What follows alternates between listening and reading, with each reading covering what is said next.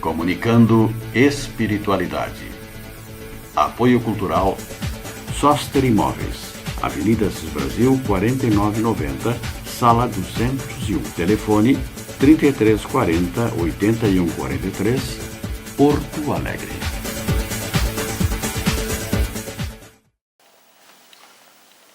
Bom dia. Com os senhores, com as senhoras, nossos irmãos, nossas irmãs, novamente em seus lares, comunicando espiritualidade.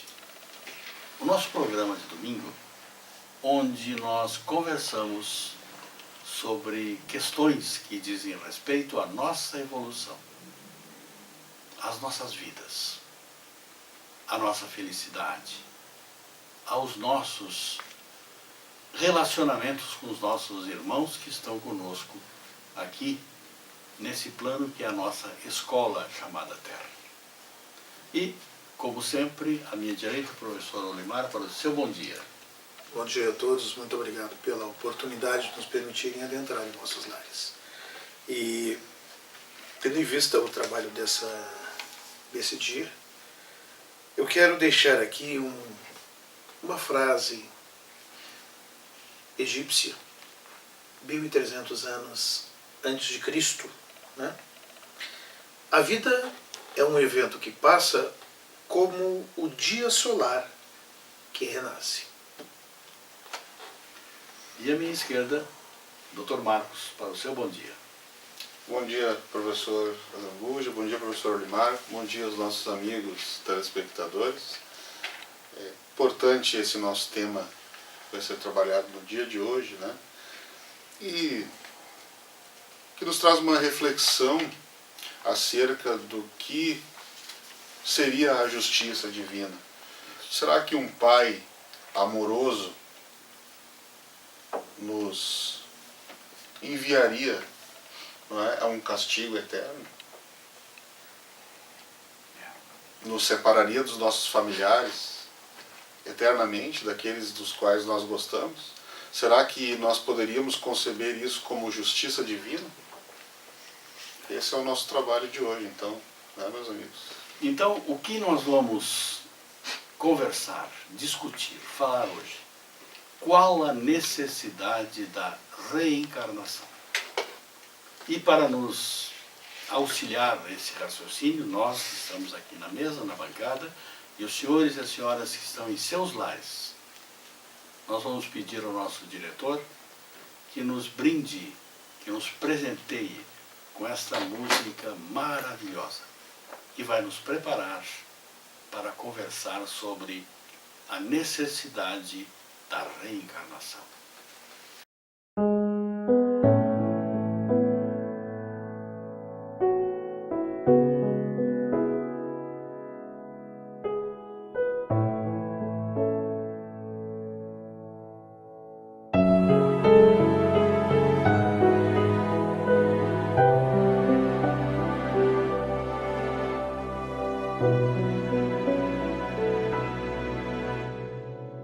Acredite, estou aqui ao teu lado e vou te ouvir.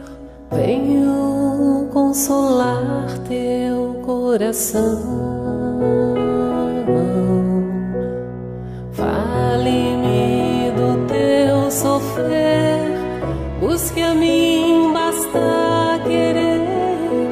Posso restaurar a tua vida. Aleluia, aleluia, aleluia, aleluia.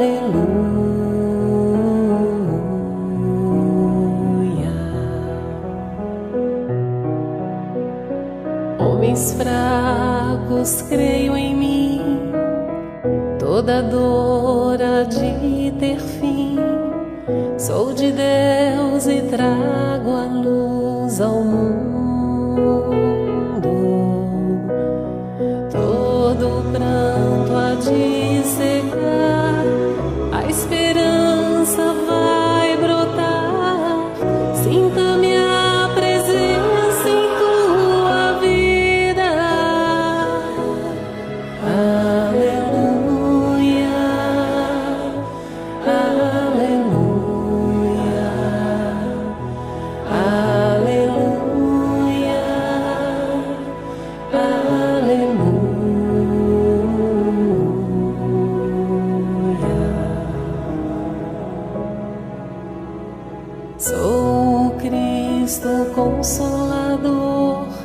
mensageiro do amor, junto a mim encontrarás abrigo. Nas tormentas e na dor, não desistas, lá estou. Trago a esperança, sou amor. Aleluia, aleluia, aleluia, aleluia.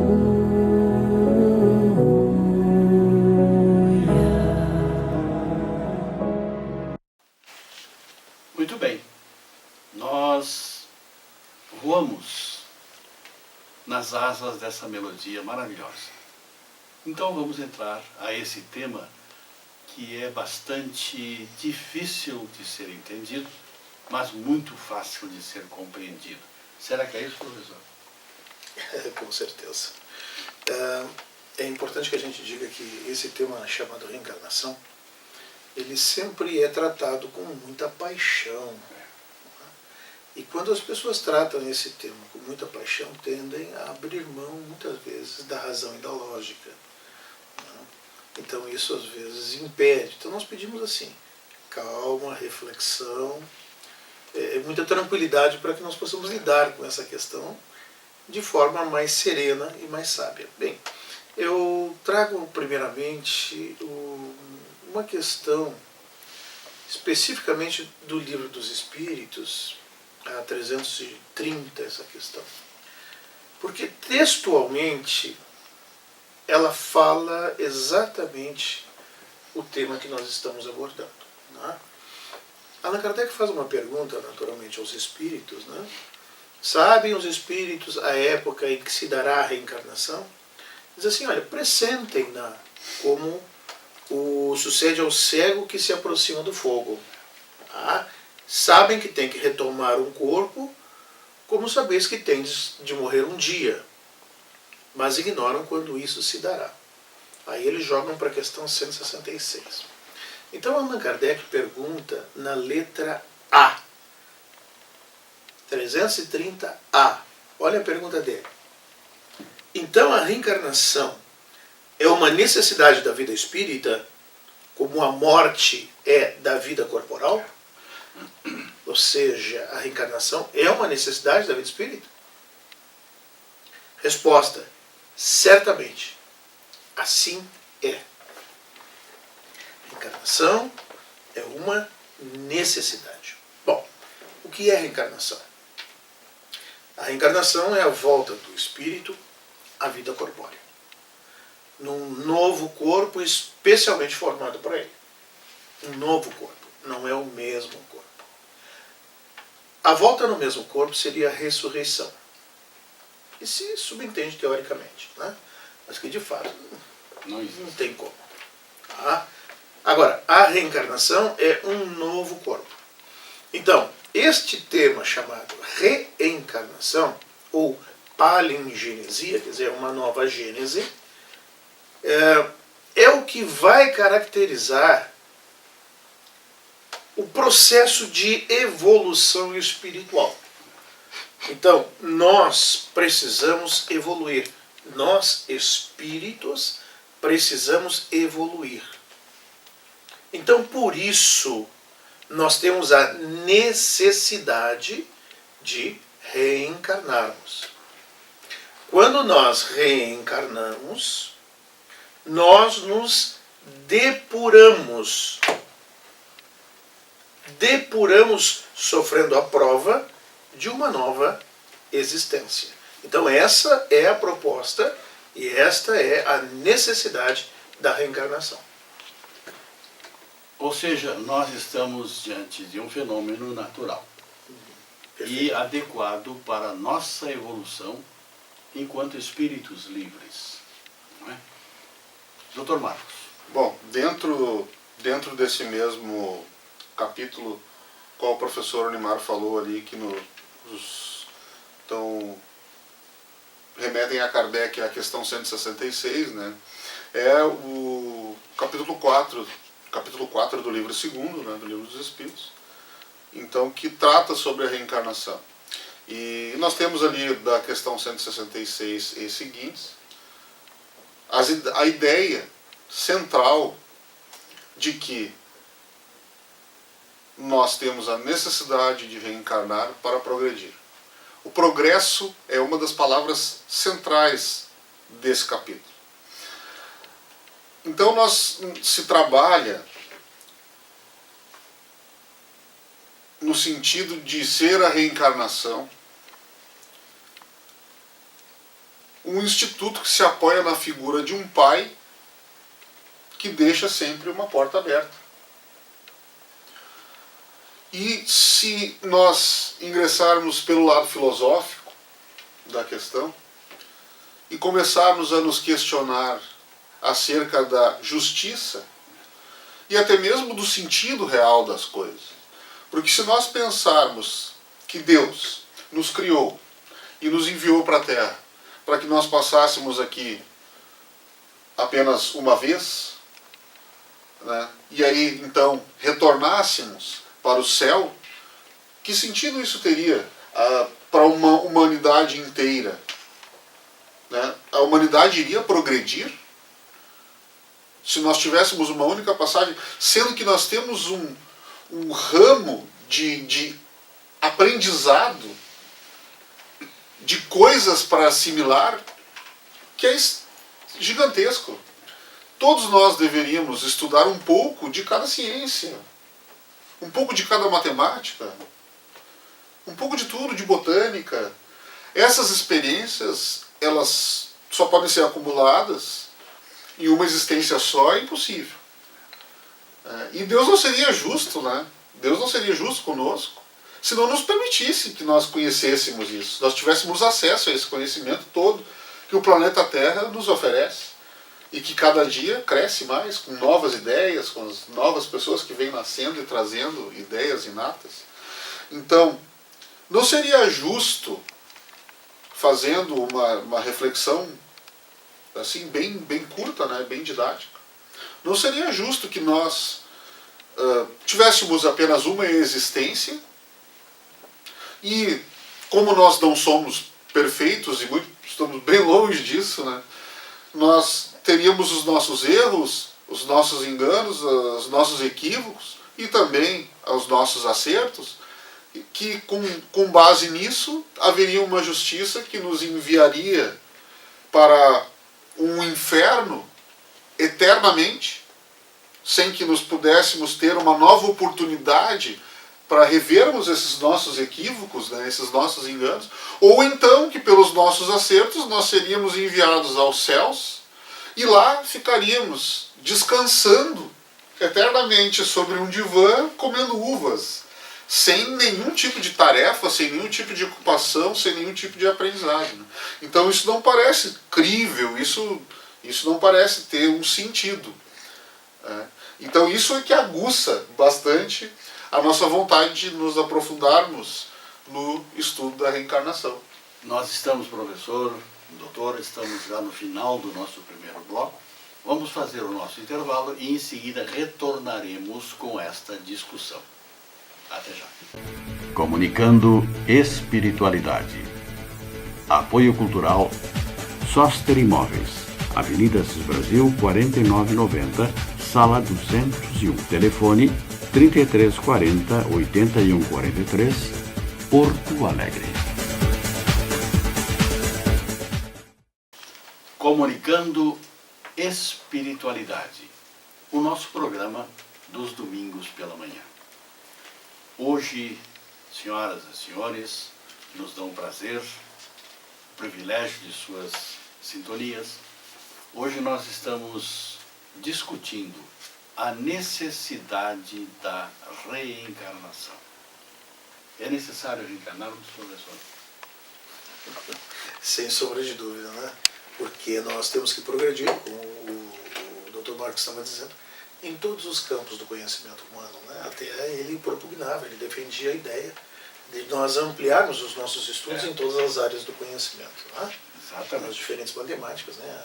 trigonometria, lógica, nas áreas diferentes da matemática. E nós não fazemos isso nas nossas reencarnações, professor? Com certeza, a cada ida e vinda, É. nós realizamos progressos em diferentes áreas do conhecimento. Às vezes nós resgatamos determinadas vivências que não ficaram muito bem fixadas, que não foram muito bem aproveitadas, e em outras ocasiões, em outras reencarnações, nós avançamos por outras áreas especificamente, porque nós precisamos nos apropriar de todos esses conhecimentos. Quando a gente, por exemplo, estuda a escala de evolução dos espíritos, isto é a questão de número 100 do Livro dos Espíritos e seguintes, nós verificamos que eles partem da condição de espíritos imperfeitos para bons espíritos e para espíritos puros ou então perfeitos, absolutamente perfeitos. Mas que toda esta trajetória, essa caminhada, é uma caminhada que demanda muito tempo, muito esforço, muita luta, muito progresso. Aliás, Allan Kardec, ele já define isso de uma maneira assim magistral. Quando ele coloca assim, nesta frase, ele diz tudo: nascer, morrer, renascer, progredir sempre, tal é a lei. Ora, nós temos aí a lei do progresso, porque existem determinados princípios. Princípios são aqueles pontos norteadores em torno dos quais gira em torno toda a doutrina, por exemplo. Né? Deus, a doutrina dos espíritos, Deus, a imortalidade, a comunicabilidade dos espíritos, a evolução e a reencarnação. São princípios fundamentais. Bem, aqui nós temos dois deles hoje. A evolução e a reencarnação. Para que nós possamos evoluir, para que nós possamos progredir, nós precisamos reencarnar. Bem, mas a questão basicamente, ela pode ser ampliada, digamos assim, desde que nós façamos uma abordagem maior. Olha, observem o seguinte. Nós podemos tratar esse tema sob um enfoque exclusivamente religioso. E aí diríamos que Jesus corrobora a doutrina da reencarnação, que não foram os espíritos que inventaram essa doutrina. Não é de autoria do espiritismo. Não. Pitágoras pregava, ensinava na sua escola filosófica a doutrina da reencarnação. Pitágoras, inclusive, lembrava de existências passadas. E ele, inclusive, dizia ter sido Euforbos, um soldado na guerra de Troia, né? Filho de Pantos. Aliás, o professor Hipólito Leão Denizar Rivail, né? Também é informado e resgata com essa informação um dado bem significativo de que teria sido um sacerdote druida entre o povo celta. Ou seja, uma reencarnação onde ele se chamava Allan Kardec. Consequência natural disso é que ele adota esse pseudônimo para não criar confusão com seus trabalhos como professor na França à sua época. Então, Jesus, nós temos passagens evangélicas, sob o ponto de vista religioso, falando da reencarnação, que corroboram, em que Jesus confirma a tese da reencarnação. Quando se discute, por exemplo, a questão de Elias e de João Batista terem sido reencarnações diferentes da mesma entidade espiritual, e quando isto é levado para Jesus, por exemplo, há uma passagem que diz assim: Jesus, tendo vindo às cercanias de Cesareia de Filipe, interrogou assim os seus discípulos: que dizem os homens com relação ao Filho do Homem? Quem dizem que eu sou? Olha, a pergunta de opinião é o Ibope da época, né? E aí eles responderam: olha, dizem uns que tu és João Batista, outro que tu és Elias, ou Jeremias, ou algum dos profetas. E vós, quem dizeis que eu sou? Simão Pedro, tomando a palavra, diz: tu és o Cristo, Filho do Deus vivo. Bem-aventurado é Simão, que não foram sangue nem a carne que te revelaram, mas meu Pai que está nos céus. Ora, vejam que o povo aceitava essa possibilidade. O povo cria que era possível, tanto é que acreditava que Jesus era a reencarnação, por exemplo, de João Batista. Em outro momento, Herodes estava extremamente aflito, né? Porque ouvira falar de tudo que Jesus fizera e estava querendo conhecer, saber quem é esse. Por quê? Porque eu mandei matar João Batista. Quem é esse de quem eu ouço falar tão grandes coisas, né? Estou ouvindo falar de João e da sua reencarnação como Elias. Bom, após a transfiguração também, discípulos perguntam para Jesus: por que dizem os escribas ser preciso que antes volte Elias? Né? Jesus lhes respondeu: é verdade que Elias há de vir e restabelecer todas as coisas. Entretanto, eu vos digo que ele já veio e eles não o reconheceram. E o trataram como lhes aprouve. E os discípulos entenderam que ele estava fazendo referência a João Batista, que tinha tido a sua cabeça cortada e entregue numa bandeja a Salomé. Mas, vejam, todas essas passagens falam exatamente dessa reencarnação de Elias e João Batista, como João Batista. Não são muito claras. Entretanto, há uma passagem em Mateus 11, 12 a 15, que ela é translúcida. Translúcida. E Jesus combateu o erro. Essas passagens ele confirmou. Tanto é que no diálogo com Nicodemos, ele confirma a doutrina da reencarnação. Não é? Mas essa passagem é tão cristalina e ele diz assim, lá conversando então com João: ora, desde o tempo de João Batista até o presente, o reino dos céus é tomado pelos violentos, pela violência, e são os violentos que o arrebatam. Se quiseres compreender o que vos digo, ele mesmo é o Elias que há de vir. Isso, mais claro que isso, é impossível. Isso é Jesus que está textualmente escrito na Bíblia, dizendo, ele mesmo, ele, João Batista, ele, o sujeito, né? Desde o tempo de João Batista até o presente, ele, João Batista, é o Elias que há de vir. Ora, isso é a reencarnação. É Jesus confirmando a tese da reencarnação, que pode também ser estudada por outras vertentes, mas que eu também não vou esgotar, né? Porque senão o Dr. Marcos não vai falar nada e eu fico tomando o microfone. Mas pode ser estudada pela vertente da filosófica e pela vertente científica. Aliás, filosófica ele já falou quando ele discutiu a questão de Deus. Né? Dr. Marcos, sua opinião sobre reencarnação. A reencarnação, ela traz o arrependimento. Ela abre as portas para o arrependimento. E sendo Cristo uma das primeiras criaturas a pisar neste globo com a mensagem do perdão, de nós abrirmos as portas para que aquele, o ofensor, se arrependa,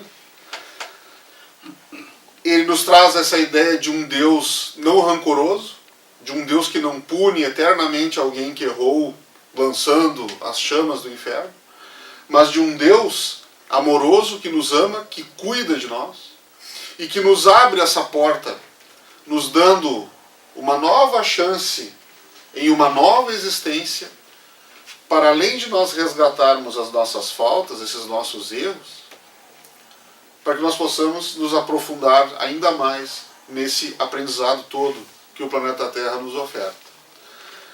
E eu gostaria de lembrar também que quando nós oramos, quando nós chegamos em casa, nos recolhemos aos nossos aposentos, nós fazemos as nossas preces, nós nos dirigimos a Deus. Ou seja, nós temos uma relação com Deus. Quem tem uma relação, ela é composta de duas pessoas. Ou seja, quando você tem uma relação ela pressupõe que seja de duas pessoas, nem sempre é a sua vontade que vai prevalecer. E como Deus sabe de mais coisas do que nós mesmos sabemos, às vezes a vontade dele é a que prevalece, e nós devemos nos deixar guiar por essa luz divina, por essa justiça e por esse Pai amoroso que tanto nos guarda. É verdade. Dr. Marcos, professor, nós já estamos queimando o nosso horário, portanto, rapidamente para a sua despedida. Bem, eu agradeço imensamente. Com certeza nós não temos a pretensão de esgotar esse assunto, mas fica pelo menos talvez um gostinho de quero mais. Doutor Marcos. Eu gostaria de encerrar dizendo que nós temos milênios de experiências religiosas, mas engatinhamos em espiritualidade. É verdade. Nós vamos chegar lá. Senhoras e senhores, muito, muito, muito obrigado pelas sintonias dos senhores, dos nossos irmãos, nossas irmãs. E domingo próximo estaremos de volta com outro tema também importante. Bom dia. Acredite, estou aqui ao teu lado e vou te ouvir. Venho consolar teu coração.